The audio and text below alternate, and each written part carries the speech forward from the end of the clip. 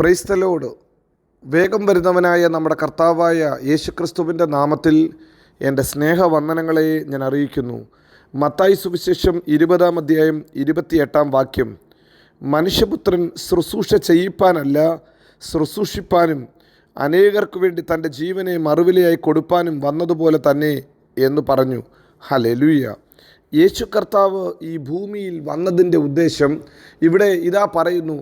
അവൻ മനുഷ്യരെ കൊണ്ട് ശുശ്രൂഷ ചെയ്യിപ്പാനല്ല, മനുഷ്യർ തനിക്ക് ഹല്ലേലൂയ ശുശ്രൂഷ ചെയ്യണം എന്ന് വെച്ചല്ല കർത്താവ് വന്നത്. കർത്താവിൻ്റെ വരവിൻ്റെ ഉദ്ദേശം വളരെ വ്യക്തമായി വേദപുസ്തകം നമ്മെ ഓർമ്മപ്പെടുത്തുന്നു. അവൻ ശുശ്രൂഷിപ്പാനത്രേ വന്നത്.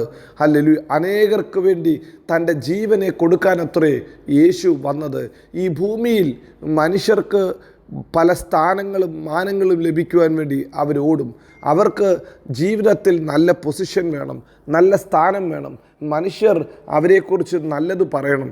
ഇത് മനുഷ്യ സഹജമായ ആവശ്യമത്രേ. എല്ലാവരും അങ്ങനത്തെ ആഗ്രഹം വെച്ചുകൊണ്ട് ഓടുമ്പോൾ ഇതേ ഭൂമിയിലേക്ക് യേശു തമ്പുരാൻ കടന്നു വന്നിരിക്കുന്നത് നമ്മെ ഹല്ലേലൂയ ശുശ്രൂഷിപ്പാനത്രേ, നമ്മുടെ ആവശ്യത്തെ ചെയ്ത് നമ്മെ സഹായിപ്പാൻ വേണ്ടി അത്രേ. അതുകൊണ്ടാണ് വേദപുസ്തകത്തിൽ യേശു കർത്താവ് വലിയൊരു ഉദാഹരണം നമ്മെ കാണിച്ചത്. അവൻ അരയിൽ തോർത്ത് കെട്ടി ഹല്ലേലൂയ താലത്തിൽ വെള്ളമെടുത്തിട്ട് തൻ്റെ ശിഷ്യന്മാരുടെ പാദങ്ങളെ കഴുകി. ഗുരുവായവൻ, സകലരുടെയും യജമാനനായവൻ ഒരു ദാസനെ പോലെ ഈ ഭൂമിയിൽ ഇറങ്ങി വന്നു, ശിഷ്യന്മാരുടെ പാദങ്ങൾ കഴുകി. ഇന്ന് രാവിലെ സമയത്തും യേശുവിൻ്റെ ശുശ്രൂഷ നമ്മെ പഠിപ്പിക്കുന്നത് നാം ആയിരിക്കുന്ന സ്ഥലത്ത് മറ്റുള്ളവർ നമുക്ക് എന്തു ചെയ്യും എന്നല്ല, നമുക്ക് എന്ത് ചെയ്യാൻ പറ്റും എന്നത് നാം അറിഞ്ഞ് നാം ചെയ്യുന്നതത്രേ വലിയ കാര്യം.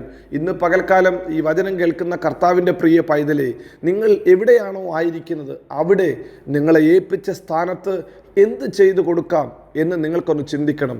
യേശുവിൻ്റെ അടുക്കൽ 2 ശിഷ്യന്മാർ അല്ലെങ്കിൽ വലത്തും ഇടത്തും ഇരിക്കുവാനുള്ള അധികാരം ചോദിച്ചുകൊണ്ട്, അവകാശം ചോദിച്ചുകൊണ്ട് വന്നപ്പോൾ യേശു പറഞ്ഞു, ആ ഒരു പൊസിഷൻ ഞാനല്ല തരുന്നത്, എൻ്റെ സ്വർഗസ്ഥനായ പിതാവ് അത്രേ.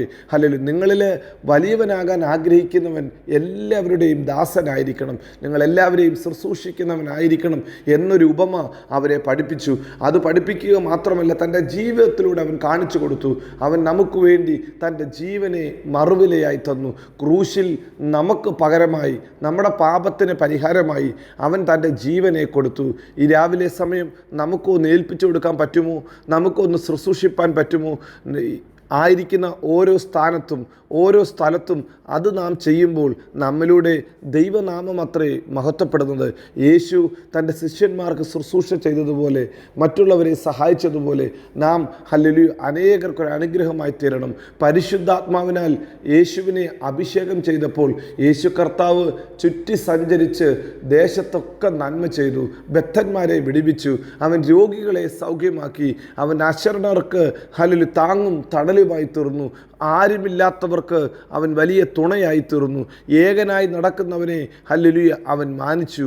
ഇന്ന് രാവിലെ സമയത്തും നമുക്ക് അത് ചെയ്യാം. നമ്മുടെ ഓഫീസിലായിക്കോട്ടെ, നമ്മെ ഏൽപ്പിച്ച വേല മറ്റുള്ളവർക്ക് ഹല്ലേലൂയ ഒരു മാതൃകയായി നമുക്ക് ചെയ്യാം. നമ്മെ ഏൽപ്പിച്ച വേല വിശ്വസ്തയോട് ചെയ്യാം. നാം ചെയ്ത് കാണിക്കുമ്പോൾ മറ്റുള്ളവർ നമ്മെ കണ്ട് ദൈവത്തിങ്കിലേക്ക് വരും. നമ്മിലൂടെ കർത്താവിൻ്റെ നാമം അങ്ങനെ എത്രേ മഹത്വപ്പെടുന്നത്. നാം മറ്റുള്ളവർക്ക് ഒരു മാതൃകയായി തീരണം. നമ്മെക്കൊണ്ട് ചെയ്യാവുന്ന നല്ല വേല ചെയ്യുമ്പോൾ നമ്മുടെ നല്ല വേലകൾ കണ്ട് സ്വർഗസ്ഥനായ പിതാവിനെ ലോകം മഹത്വപ്പെടുത്തും. ഹല്ലേലൂയ. നാം ഒരു കുടുംബത്തിലാണോ ആയിരിക്കുന്നത്, മറ്റുള്ളവർ നമുക്ക് എന്ത് ചെയ്യണമെന്ന് പറഞ്ഞ് നാം ചെയ്യുകയല്ല വേണ്ടത്, മറിച്ച് നമുക്ക് എന്ത് ചെയ്ത് കൊടുക്കാം, ഞാൻ ഈ കുടുംബത്തിന് എത്രത്തോളം അനുഗ്രഹമാകാൻ പറ്റും എന്ന് ചിന്തിച്ച് നമ്മുടെ കുടുംബത്തിന് വേണ്ടി നാം പ്രവർത്തിക്കണം. മറ്റുള്ളവർ പറയണം, ഹല്ലേലൂയ ആ മനുഷ്യൻ ആ കുടുംബത്തിന് വേണ്ടി, സഹോദരങ്ങൾക്ക് വേണ്ടി, ദേശത്തിന് വേണ്ടി വലിയ ഉപകാരിയാണ്, വലിയ ഹല്ലേലൂയ ഗുണമുള്ളവനാണ് എന്ന് പറയത്തക്ക രീതിയിൽ നമ്മെ ഹല്ലേലൂയ ലോകം അപ്രീഷിയേറ്റ് ചെയ്യട്ടെ. നമ്മിലൂടെ ദൈവം മഹത്വപ്പെടട്ടെ. ദൈവത്തിൻ്റെ നാമം, നമ്മെ ഉണ്ടാക്കിയ ദൈവത്തെ, നമ്മെ ഉണ്ടാക്കിയ ദൈവത്തെ ലോകം ഹല്ലേലൂയ സ്തുതിക്കട്ടെ, നന്ദി പറയട്ടെ. ഹല്ലേലൂയ. ഈ രാവിലെ സമയത്ത് ഒന്ന് ശോധന ചെയ്താട്ടെ. നിങ്ങളെ ആക്കിയിരിക്കുന്ന സ്ഥലത്ത് നിങ്ങൾ അങ്ങനെ ദൈവനാമം മഹത്വപ്പെടുത്തുന്ന വ്യക്തിയാണോ? ഹല്ലേലൂയ. നിങ്ങൾ ദൈവത്തെ ഹല്ലേലൂയ ആരാധിക്കുന്ന വ്യക്തിയാണോ? നിങ്ങളുടെ വേല കൊണ്ട്, നിങ്ങളുടെ വർക്ക് കൊണ്ട് ദൈവത്തെ മഹത്വപ്പെടുത്തുവാൻ സാധിക്കണം. നിങ്ങളുടെ നല്ല പ്രവർത്തികളെ കണ്ടിട്ട് എൻ്റെ സ്വർഗസ്ഥനായ പിതാവിനെ ലോകം മഹത്വപ്പെടുത്തണമെന്ന് യേശു കർത്താവ് പഠിപ്പിച്ചു. യേശു കർത്താവ് തന്നെത്താൻ ഏൽപ്പിച്ചു കൊടുത്തതുപോലെ നമുക്കും ഏൽപ്പിച്ചു കൊടുക്കാം. വാക്കിലോ പ്രവൃത്തിയിലോ എന്ത് ചെയ്താലും അത് ദേശത്തിന് അനുഗ്രഹമായി തീരട്ടെ. നമ്മൾ വാ തുറന്ന് പറഞ്ഞാൽ, വർത്താനം പറയുമ്പോൾ തന്നെ നമ്മുടെ വാക്കുകൾ ഉപ്പിനാൽ രുചി വരുത്തിയ വാക്കുകളായിരിക്കട്ടെ. യേശു കർത്താവിൻ്റെ വാക്കുകൾ ലാവണ്യ വാക്കുകളായിരുന്നു. ആ വാക്കുകളാൽ ബലഹീനരെ അവൻ ബലപ്പെടുത്തി. പ്രിയരെ, നമ്മുടെ വാക്ക് മറ്റുള്ളവരെ ബലപ്പെടുത്തുന്ന വാക്കാണോ? നമ്മുടെ വാക്ക് മറ്റുള്ളവരുടെ മുറിവ് കെട്ടുന്ന വാക്കാണോ? നമ്മുടെ വാക്കുകൾ മറ്റുള്ളവരെ താങ്ങുന്ന വാക്കാണോ? വാക്കുകൊണ്ട് തളർന്നിരിക്കുന്നവരെ താങ്ങുവാൻ കർത്താവ് നമ്മെ ബലപ്പെടുത്തട്ടെ. നമ്മുടെ പ്രവൃത്തികൾ മറ്റുള്ളവരെ എൻകറേജ് ചെയ്യുന്നവരെ ആയിത്തീരട്ടെ. മറ്റുള്ളവരെ പ്രോത്സാഹിപ്പിക്കട്ടെ. മറ്റുള്ളവരെ ഹല്ലേലൂയ ഉത്സാഹം കൊടുത്ത് കൂടുതലായി ഹല്ലേലൂയ ദൈവനാമ മഹത്വത്തിന് വേണ്ടി ഉതകുന്നതായി തീരുവാൻ ഇടവരട്ടെ. ഇന്ന് പകൽക്കാലവും നമുക്കും ഒരു കാര്യം വിളിച്ചു പറയാം. ഞാൻ ശുശ്രൂഷിപ്പാനാണ് വന്നത്, മറ്റുള്ളവരെ കൊണ്ട് ശുശ്രൂഷ ചെയ്യിപ്പാനല്ല.